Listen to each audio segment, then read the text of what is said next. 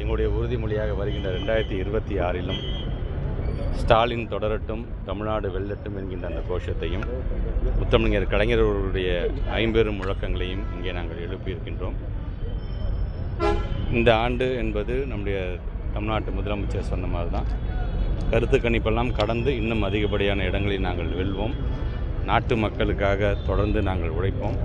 உழைக்கக்கூடிய அந்த நல்ல நம்பிக்கையை தொடர்ந்து மக்கள் எங்கள் மீது வைத்திருக்கிறார்கள் என்கின்ற அந்த எண்ணம் எங்களுக்கு என்றைக்குமே உண்டு. சார், அநீதி அராஜகம் தில்லும் உண்டு, இதுதான் திருக்குறள், புது திருக்குறள் இல்லை, நான் அது அவங்களுடைய கட்சி சார்ந்து அவங்களுடைய ஒரு ஆண்டு விழாவில் அவங்களுடைய தோழர்களை உற்சாகப்படுத்திட வேண்டும் என்கிறதுக்காக அவர் பேசியிருக்கிறதா தான் நான் நினைக்கிறேன்.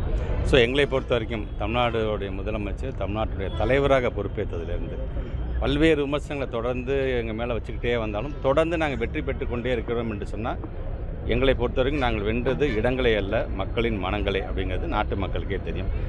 மக்களுடைய மனங்களை வெல்வதற்கான என்னென்ன வேலைகளை எங்களால் செய்ய முடியுமோ கண்டிப்பாக அந்த பணியில் எங்களை நாங்கள் முழுமையாக தமிழ்நாட்டுக்கு எதுவும் நிதி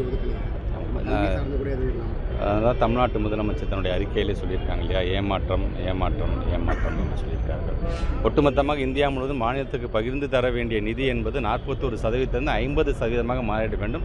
16வது நிதிக்குழுவிலாவது அது சரி செய்யப்படும் என்று நினைத்தோம். ஆனால் மீண்டும் அந்த 41 தான் தொடர்கிறது என்பது கவலை அளிக்கக்கூடியதாக இருக்கின்றது. குறிப்பாக அந்த 41ஐயும் பிரித்து தரும்பொழுது தமிழ்நாட்டுக்கு வெறும் 4.097% தான் நாங்கள் கொடுக்குற வரி பணத்திலிருந்து எங்களுக்கு திருப்பி தந்தாங்கன்னா திட்டங்களை எப்படி எங்களால் செயல்படுத்திட முடியும்.